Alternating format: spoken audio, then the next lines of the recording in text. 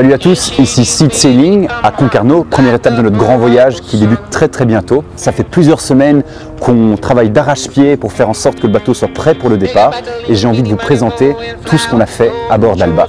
Bienvenue à bord.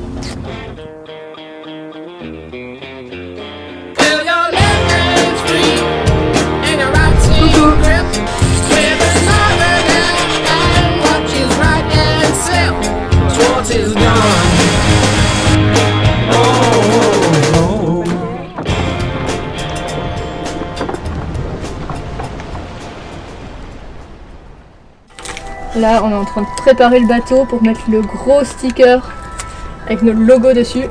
Mais malheureusement, il y avait déjà un sticker un peu sur le bateau. Donc on a trouvé une méthode pour ne pas devoir utiliser un sèche-cheveux. Et du coup, voilà, tout doux, tout calmement, on y arrive.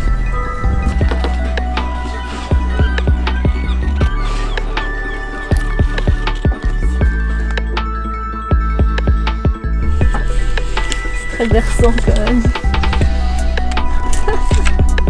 Ça stick. On a stick à mort.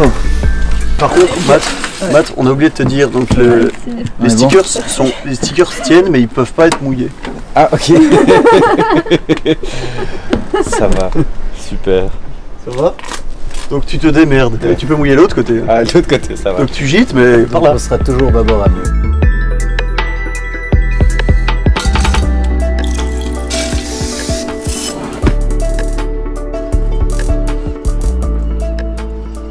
Cette magnifique boîte est en four solaire. Donc l'idée c'est d'essayer d'être le plus autonome possible en énergie et une ressource qui va vachement nous limiter, c'est le gaz pour cuisiner.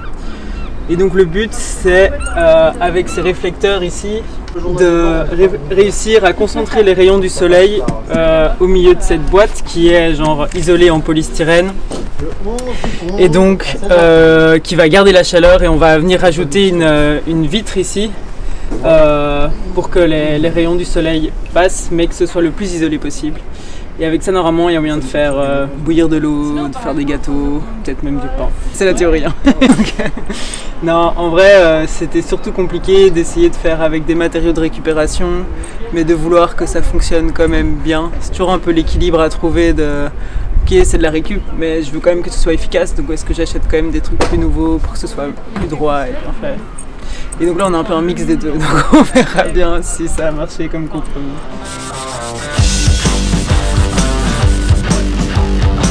Ça, c'est un échangeur de chaleur. Là-dedans, il y a de l'eau de mer qui passe. Là-dedans, du liquide de refroidissement. Et du coup, la chaleur qu'il y a dans le liquide de refroidissement va dans l'eau de mer. Et l'eau de mer est rejetée à l'eau. Par contre, quand ça s'encrasse, l'échange est moins efficace. Résultat, le moteur surchauffe. Et ça risque de faire péter des tuyaux. Donc, une bonne chose de faite.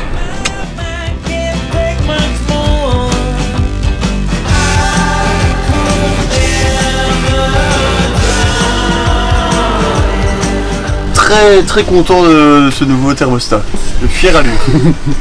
En tout cas, une chose est certaine, ce moteur va thermostatifier vraiment d'une manière neuve. Surtout depuis que Matt veut traverser le golfe de Gascogne au moteur. Au moteur, oui. La houle est trop forte. On change de destination, on va en Belgique.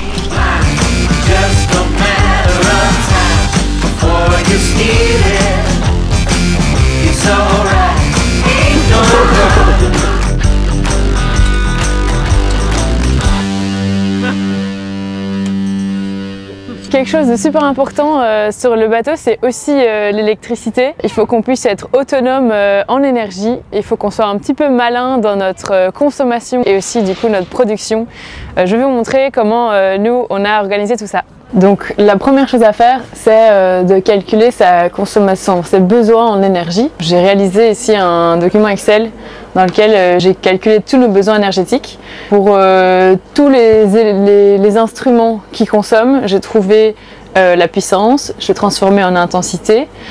Ensuite, j'ai estimé le temps d'utilisation sur 24 heures pour avoir finalement la consommation en ampères-heure, et j'ai réalisé à la fin ici un petit pourcentage de consommation pour voir quelles sont les choses qui consomment beaucoup, quelles sont les choses sur lesquelles il faut faire attention dans notre consommation et quelles sont les choses qui consomment vraiment rien et voilà, qui sont moins importantes. Donc on a calculé nos besoins en énergie et grâce à ça on a pu dimensionner nos panneaux solaires.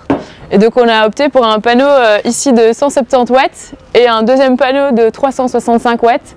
Avec ça, a priori, on aura plus qu'assez d'électricité à bord du bateau, en tout cas quand il y aura du soleil. Et quand il n'y a pas de soleil, en général, il y a du vent. Et c'est pour ça qu'on a aussi opté pour une éolienne.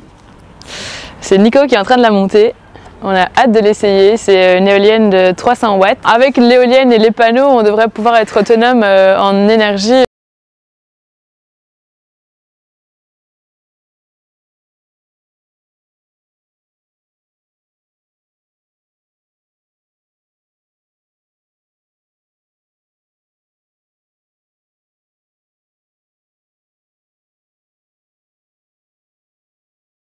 La nouvelle bosse d'enrouleur, donc c'est du Dynéma et nous avons ici l'âme du Dynéma et la surgaine, et donc je suis en train de faire un nœud assez stylé pour pouvoir faire une belle terminaison pour que ça se défasse pas tout au long du voyage. Donc là j'ai remis l'âme dans la gaine, donc elle disparaît un peu plus loin comme ça, et on va faire un petit nœud.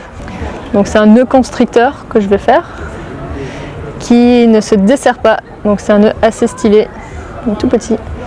Donc je le glisse juste là, et puis là, hop, je le glisse sur juste la partie avec la surgaine, et là, je le tire à fond. Et voilà, maintenant je vais couper et brûler un petit peu.